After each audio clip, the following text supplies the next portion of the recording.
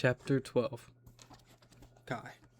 Can I say, by the way, I know his name is Kai, but it looks like Ray in this book, so that's why I was saying Raya earlier. I just want to say, that don't look like no K. Alright, and I have the physical book. You have the book too, but that don't look like no K. Anyway, she's here. Kit was howling with laughter when he discovered exactly who Peyton Gray was, though a flick of one of my knives shut him up real quick.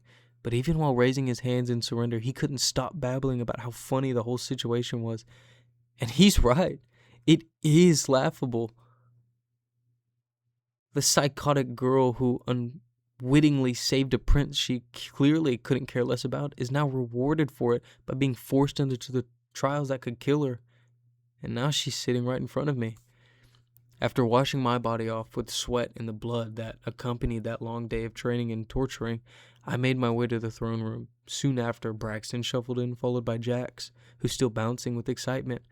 The rest of the familiar group followed shortly after, along with a boy and a girl I hadn't recognized, the ones from the slums.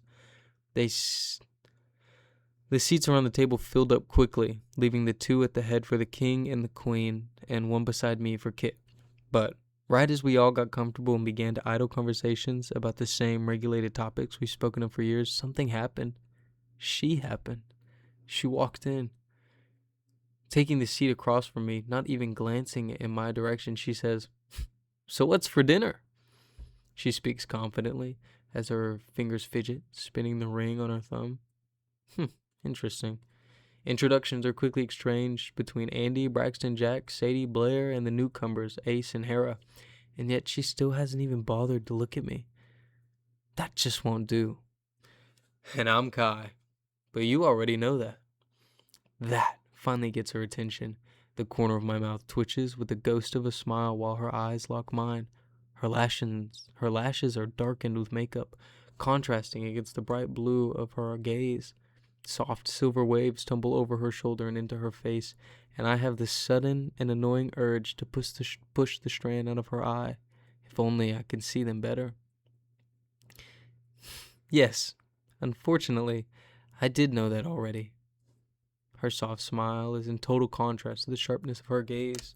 Our eyes snap to the large wooden doors when they groan open. My attention is now fixed on father and mother striding through them. No, the king and queen striding through them, looking every bit the part. They glitter in the sunlight that streams from the huge windows surrounding the throne room, light reflecting off their crowns and their jewels as they make their way to the table. I'm used to this formality. The king's in a fine suite while the queen shimmers in an elegant dress, father looking stern and severe, while mother looks serene with her shining smile. Kit follows behind them, looking casual and every bit yet like the future king. His gaze finds mine before flickering to Peyton with a knowing smile on his lips. He takes the seat beside me as the king pulls out a heavy wooden chair for the queen. "Welcome to the 6th ever purging trials," he booms down the table. Mother sweeps a strand of black hair out of her eyes and saying, "And congratulations for all of you making it here." "It's an honor to be chosen," father says. "An honor to your kingdom, your family, and yourself." He repeats the words that have been drilled into my head since before I could even understand them. "I suggest you spend your time wisely to prepare for the trials. You never know what might be thrown at you."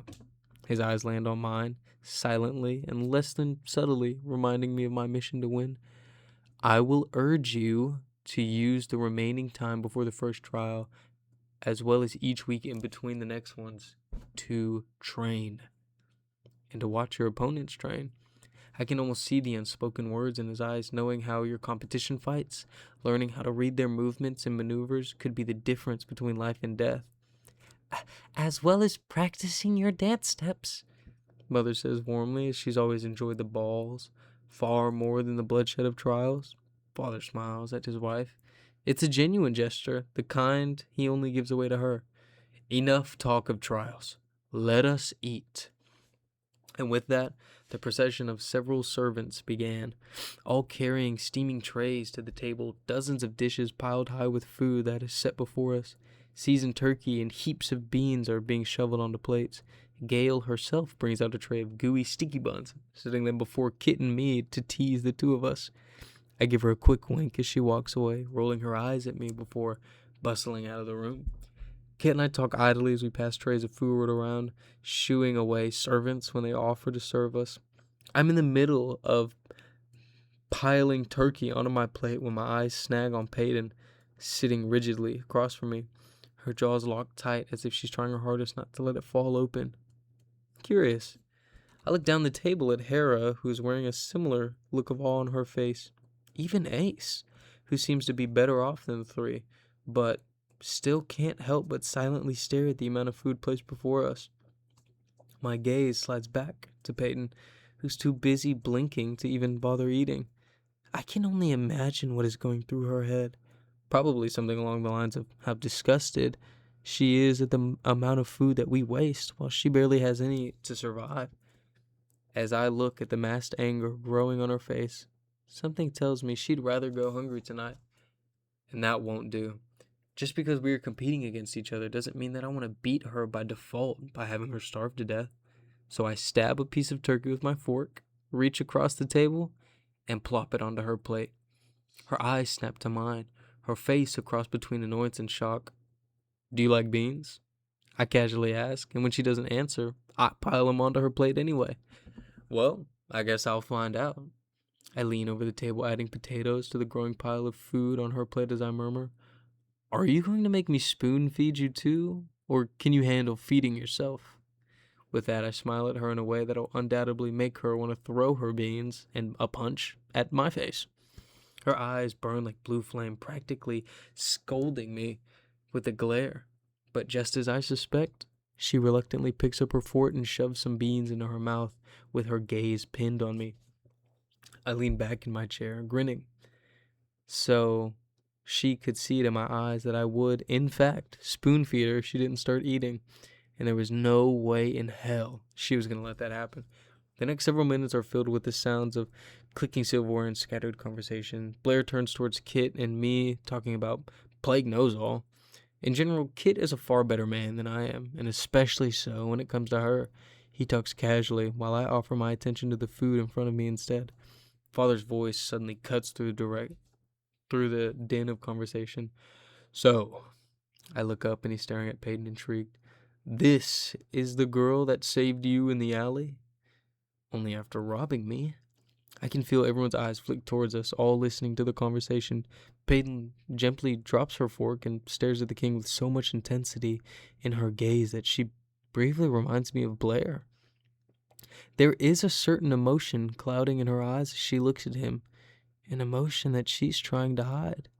I don't have the time to try to decipher her before she schools her features into neutrality with the blink of an eye. "Yes, I did save his life. Isn't that right, Your Highness?" She turns her attention towards me, her smiling turning into a challenge. "So you do know my title after all." Sarcasm coats my words, while a smile toys at the corner of my lips. "You know, I wasn't sure, because back in the alley you were calling me something very, very different." Her smile is all teeth. "I'm sure whatever I called you was warranted." A pause. "And accurate?" A smile. "And deserved." Cocky bastard. Her eyes, her smile, her tone, all of her screams two words, screams the title she bestowed upon me. "And what is your title again? The Silver Savior?" I huff out a quiet laugh. "Fitting. I know how much you love your silvers." Peyton's cool smile faltered at the meaning behind my words. She's annoyed, and I'm amused. Mother's feelings clearly mirror Peyton's, because she shoots me a look before saying, "Thank you, Peyton, for helping Kai. It did not go unnoticed by us or the people, seeing that they wanted you in the trials." Peyton dips her head and smiles softly at her, though it doesn't quite reach her eyes. At the sound of my father's voice, her smile wavers. "I must say, I've never met a psychic before." He looks at her curiously. "Your powers are intriguing." Peyton relaxes and laughs slightly. "Yes, well, my father said that it's rare. yet small gift that not many mundane possess. I suppose it's the most useful part of my ability is that I'm not affected by silencers. Not your son, it seems. A strand of silver hair falls into her eyes, and she tucks it behind her ear absent-mindedly as the rest of the table returns to their previous conversations, apparently bored with listening to this one. Yes, your father, Adam Gray, was a great healer, a very educated man, father says thoughtfully. Peyton goes rigid in her seat. She clears her throat. You knew my father? Yes, I did. He would come to the palace during fever season and help our own court physicians when there were too many people to attend to. Peyton nods. Yes, I remember him doing that every winter. Their conversation is cut short when the servants pours back into the room to clear the dishes. They weave around the table, grabbing plates and silverware before disappearing back into the hallway, leaving a spotless table in their wake. Father and mother stand as one. Get some rest, elites. Your training begins tomorrow. With the king's final words, they turn and stroll back to the grand doors. A beat of silence passes before chairs are scraping on the marble floor and everyone is standing to their feet. 3 Imperials heading towards the new elites, ready to escort them back to their rooms. I watch as a young red-headed guard saunters up to Peyton with a grin, and suddenly I'm stepping between them before I can stop myself. I'll take it from here. He looks at me confused. Sir, I'm aware, and I'm perfectly capable of making sure she gets to her room. Don't you agree? Yes, your majesty. And with that, he tips his head towards Peyton before striding into the room. I glance at her myself, the look of confusion on her face mirroring the boys'. And then I turn to stroll out the doors, not waiting for her to catch up. She huffs before the quick click of her heeled boots begin to echo behind me. Why the sudden urge to be a gentleman? She calls dryly from behind. I stop and spin on my heel, watching her as she walks towards me, my gaze briefly flickering over her. Don't get used to it, I say with a smirk. My room just happens to be across from yours, so I might as well be a gentleman just this once. I shove my hands into my pocket as we begin walking again, this time with her at my side. And why would a prince be staying in the contestants' wing of the palace? Well, in case you haven't noticed, I too am a contestant in the trials. She huffs out a humorous laugh. Yes, I've happened to notice. But I thought a prince was supposed to have some grand room, stocked full of servants who wait on them hand and foot. Her question is accusing. Lovely words laced with venom. Oh, don't worry. I have one of those, too. I replied coolly, hearing her scoffs behind me. She's only partially right. Oh my gosh, I just lost my place. Hold up. Oh, here we go. I do have a grand room, though I refuse to let servants wait on me. All the contestants are to have the same living conditions before and during the trials. That way, no one can accuse anyone else of being favored or having the upper hand. We stop outside of her room when she turns to face me fully. She looks like she just might laugh again, but when she speaks, her words are bitter. Just because we're all staying in similar rooms doesn't mean that others don't have the upper hand. I'm quiet as I consider her for a moment. If I were a mundane thrown into the trials, pitted against some of the strongest abilities elites can have, I doubt I would feel any different. Her power isn't something she can wield as a weapon like the rest of us. She's forced to rely on her own strength, rather than the strength of an ability. I suddenly think of how she fought the silencer, so skilled, so sure of herself. Perhaps she has a better chance of surviving these games than she gives herself credit for. I watch her gaze over my shoulder to the door I'm currently blocking. She opens her mouth to say something, drawing my attention to the healing split in her bottom lip. On impulse, I can't seem to ignore. My fingers catch her chin and lift her towards mine. She's too stunned to move. I take advantage of it. I would have thought you could avoid a direct hit like this. Guess you're not as skilled of a fighter as I thought. I shrug and tilt her head towards the light, casually examining the angry cut in her lift. Oh, but she's no longer standing there stunned, still and silent. In one swift movement, she grabs my wrist from under my chin and twists it outward with a jerk, sending a shooting pain into my arm. Then she's gripping my shirt and shoving me against the wall. Her free hand finds the dagger strapped to my hip and slips it out, settling the sharp blade against my throat. Would you like to find out just how much of a skilled fighter I am? She looks up at me coolly, amusement dancing in her eyes at the situation that I'm currently in. She loves the sight of a prince pinned against a wall. And I'm not just any prince. The future enforcer.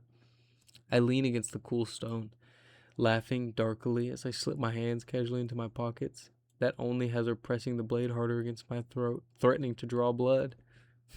Vicious little thing, isn't she? Careful, Highness. I wouldn't want to spill any royal blood. She's mocking me. Oh, careful, Highness. I wouldn't want to spill any royal blood. She's mocking me, and it's an adorable attempt. I lean toward it, letting the sharp steel of my own blade bite into my throat, drawing a thin line of hot blood. Careful, darling. You forgot that spilling blood is what I do best. We stare at each other. She's eyeing me with an expression I can't quite read, but she recovers quickly, diverting the conversation with ease. One of your Imperials did this to me. She uncoils her fist from my shirt and gestures to her lip. Speaking of, did you ever ask him about me? I'm sure he had much to say. I had, and he did. After speaking with each Imperial assigned to that morning rotation, one mentioned his recent encounter with the psychic. The man's disdain for Payton was more than obvious as he recapped what she had sensed from him, and yet failed to mention how he'd hit her. Perhaps I'll relieve him of one of his hands so he never has the opportunity to lay it on a woman again. I spoke with him, yes, I say quietly, though it seems we may be having another conversation in the near future. Her eyes flick over my face, making me feel abnormally and annoyingly anxious under her gaze. I clear my throat and I look down towards the knife that she's still holding steadily against my neck. I thought we established you do know who I am, correct? The corner of my lip twists upward as I say it, remembering our encounter in the alley when I had her pinned against a wall. I do, she says, so close to me now that I can study the different shades of blue in her eye. I've said it before, and I'll say it again. A cocky bastard. I laugh, only making the dagger sink further into my flesh. Besides, it doesn't matter who you are. Her gaze drops to the floor, briefly fixing back on me. We are competing against each other now. No favoritism, remember? You said so yourself. Fine, I'll play along. I slip a hand from my pocket and reach around her back, slowly holding her gaze all the while. She looks at me, confusion written all over her face, though her hold on the knife is still firm. She and I both know that she won't actually slit my throat, so I'm not the least bit worried as I continue to wrap my arm behind her until my fingers brush against the cold handle of a dagger tucked in the band of her pants. I knew it was there. I saw the sun glint off the silver hilt when she stood from the dinner table, turning her back to me. Smiling down at her, I slid the dagger slowly, my fingers briefly brushing against her lower back. I think I hear the faintest gasp slip past her lips as I press her own knife against her own throat, mirroring what she's doing to me. You're right. We are competing against each other now, I laugh softly. Guess I better start trying. We watch each other for a long moment. Her gaze is unwavering, reminding me of the still ocean, the calm before the storm. Mark my words, Prince. I will be your undoing. I lean in, ignoring the knife against my throat as I murmur, "Oh, darling." I look forward to it. Far too much time passes, and then, slowly, surprisingly, she drops the knife from my throat. I too lower her dagger and place it in the expected outstretched band. She moves to pull away and leave me from this conversation, but I catch her wrist. She stills at my touch, and my eyes lock with her as I guide her hand, the knife clutched within it to my chest. The blade, lined with my own blood, meets the fabric of my shirt, and her knuckles brush against my chest as I wipe her dagger clean. So much for not spilling royal blood, I sigh. She exhales slowly. It was gonna happen sooner or later. Should I get used to this? You should expect this. I smile. Then I look forward to our next encounter. I wink, and she rolls her eyes before slipping a dagger back into its sheath and returning it to the band of her pants. And then she's brushing past my arm as I'm heading for a door. Always a pleasure, I say, striding to my own room across the hall. Unfortunately, I can't say the same. I see a flash of a grin before she steps into the room, swinging the door shut behind her. As soon as I'm on the other side of my own door, I'm pacing around the room that just so happens to be right across from hers. My finger strays to my neck, feeling the sticky warmth of my blood there. This girl might be the death of me. Literally.